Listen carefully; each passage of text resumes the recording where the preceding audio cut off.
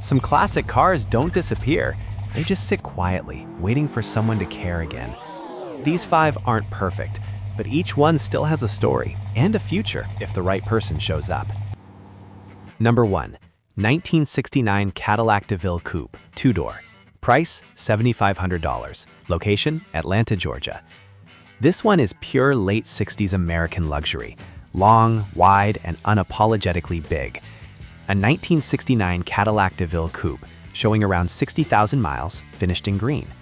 This car was meant to float down the road, not rush anywhere. The seller planned to restore it, but lost interest, and it's been sitting for about a year. It was running when parked, which is important.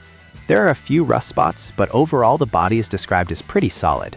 The big issue here is a noticeable oil leak, believed to be the rear main seal, common on older Cadillacs, and not unexpected. An interesting detail, the title reads as a 1968 because it was built that year, but the body is a 69. Not uncommon for cars built late in the production cycle. This feels like a true revival project.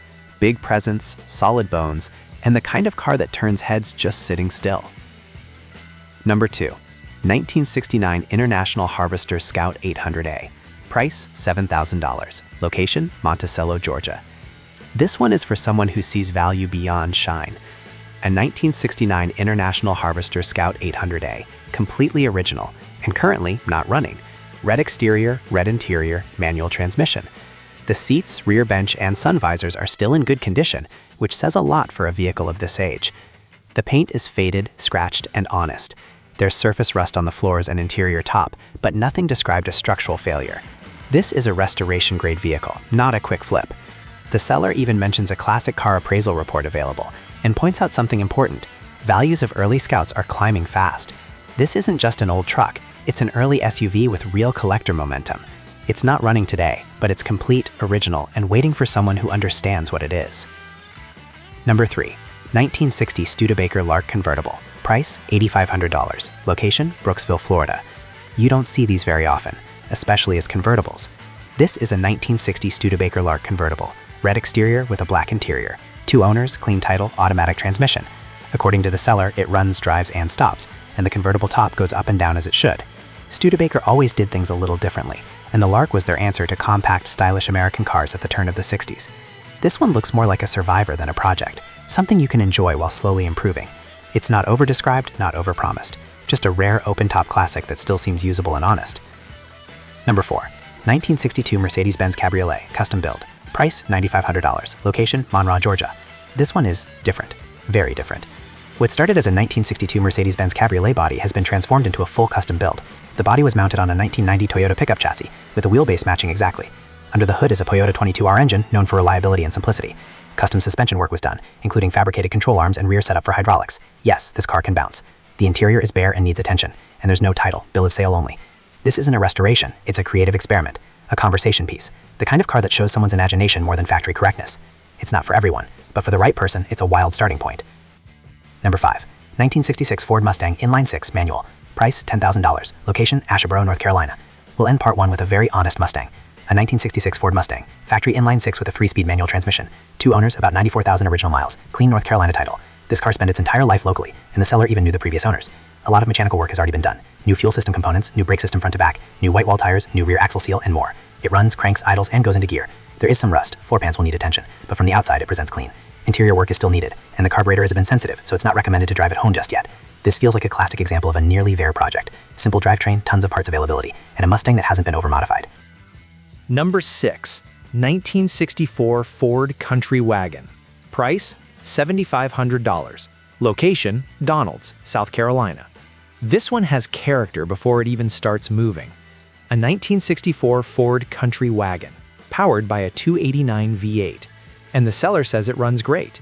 It's been lowered, which immediately changes the attitude of the car, and the custom interior with cowhide upholstery makes it feel more like a personal build than a stock wagon. It does have rust, both visible and structural. The frame has already had some rust repair and it still needs more. That's the reality with wagons of this era. But despite that, this car clearly gets attention wherever it goes. This feels like a passion project that was driven and enjoyed, not hidden away. A cool base for someone who likes long roofs and doesn't mind rolling up their sleeves. Number 7.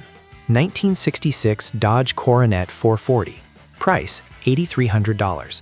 Location, Fayetteville, Georgia. At first glance, this one looks surprisingly clean.